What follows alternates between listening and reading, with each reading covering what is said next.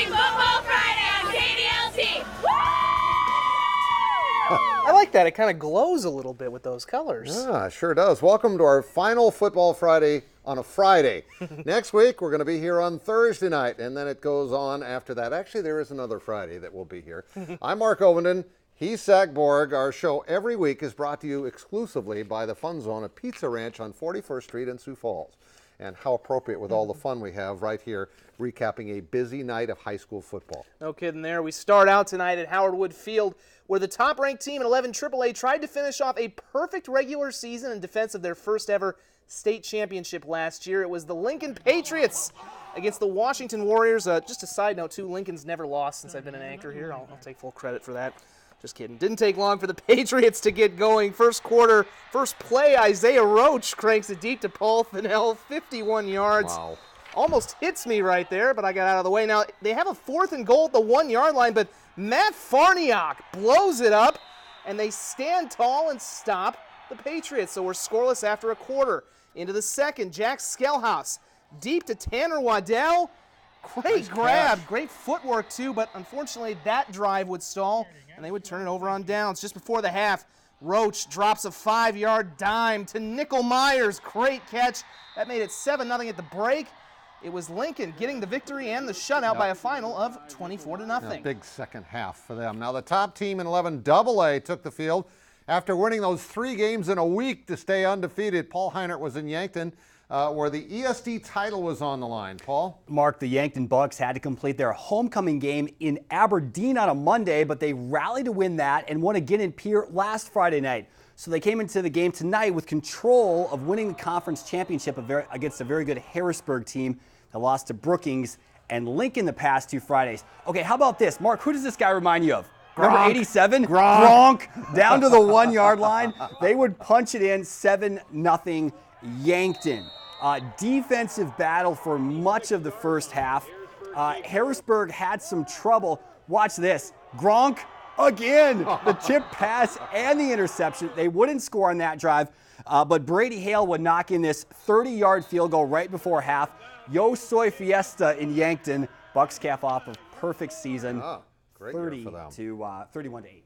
Well, the defending 11 AA champs were at Brandon Valley tonight to face the number 3 team in 11 AAA. The Lynx of Brandon Valley. Now the Lynx were up 21-13 at half. Pierre started with the ball and they gave it right back. Brevin Kaiser with the pick to Riley Bennett. That sets up Jake Como on a 1-yard sneak, and it was 28-13 Brandon Valley. But there is no quit, and Jason popping his team.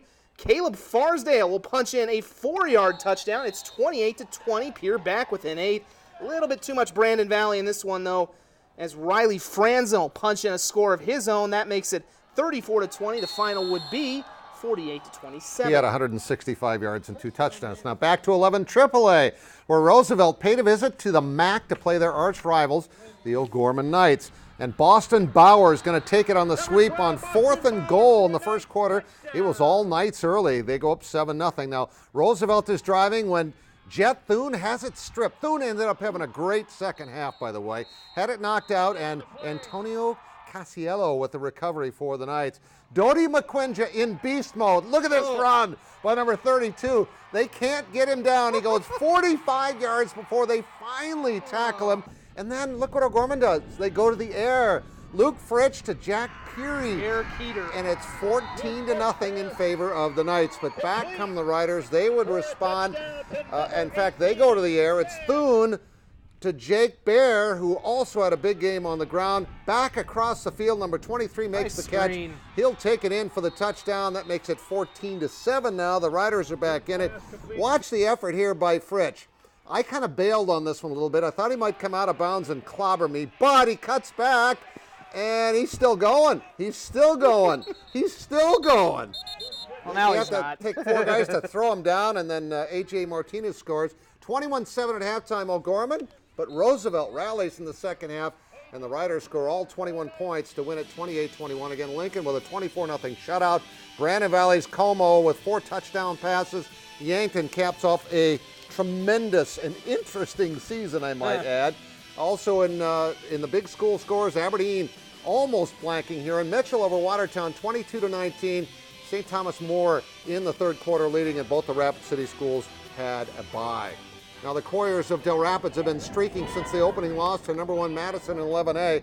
Tonight they played at Tri-Valley, one of their arch rivals, and there is Riley Schmidt getting it into the end zone and giving them a 19-7 lead at that point. Last chance for Tri-Valley to try to get back on the board here, but Bo Carpenter with the pick right there, and Del Rapids goes on to win this one by the count of 27-7.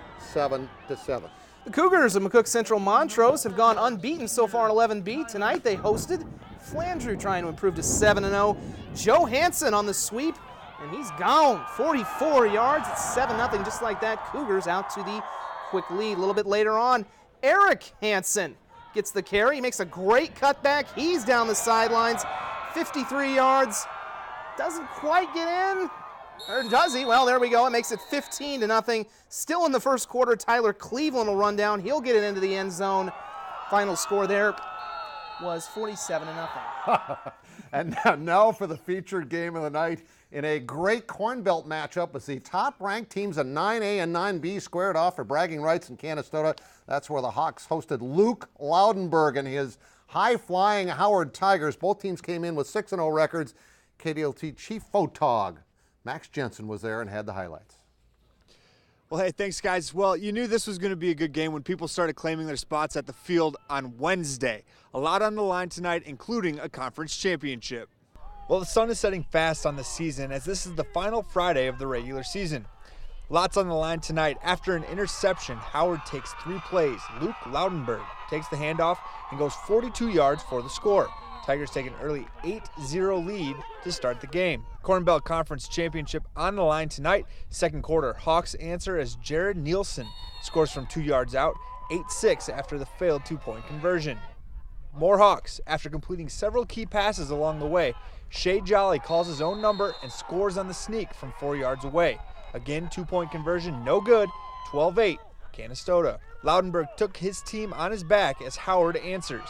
The 5'5 senior scores from 9 yards out, and the Tigers go back in front 16-12 at the half. Third quarter, Howard takes over.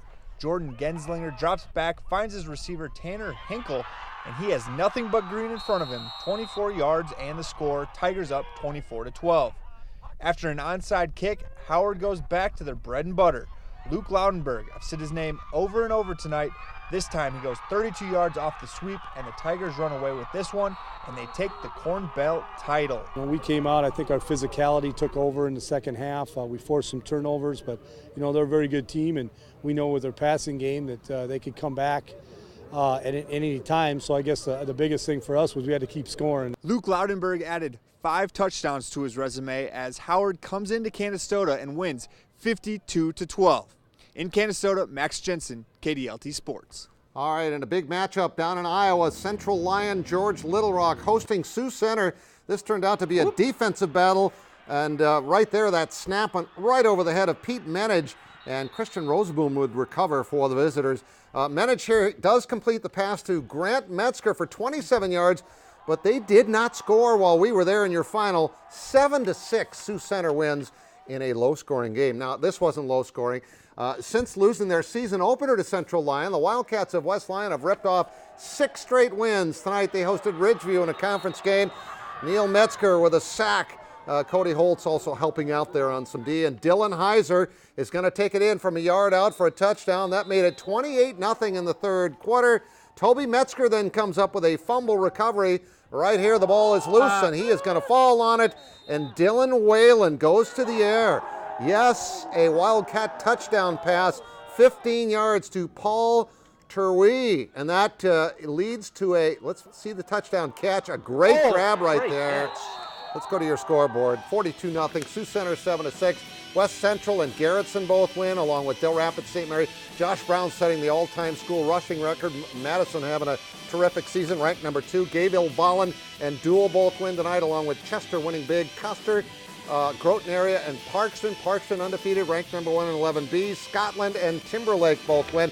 Look at that winner score, 84-12 when it was stopped. Meadow Marion wins a 16-12 game. Hanson over Freeman. Burke South Central wins. Oldham, Ramona Rutland, and McCook Central Montrose. You saw those highlights. Bonham, Roncalli stays undefeated, ranked number 4 in 11B. Chamberlain and Alcester Hudson both win, along with Arlington, They're having a terrific year. Canton 63-6.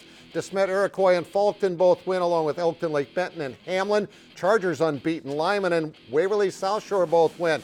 Both the Wolsey, Wessington, and Woonsocket, Wessington, Spring, Sanborn Central teams win tonight. Sioux Falls Christian, Kimball, White Lake, over Bridgewater, Emory Ethan, MOC Floyd Valley, and Spirit Lake win, along with West Sioux and Eureka Bowdle, Hot Springs, and Platte Geddes, Dakota Christian, Stanley County, and Viborg Hurley. And I'm out of breath. Zach is back with more sports right after this.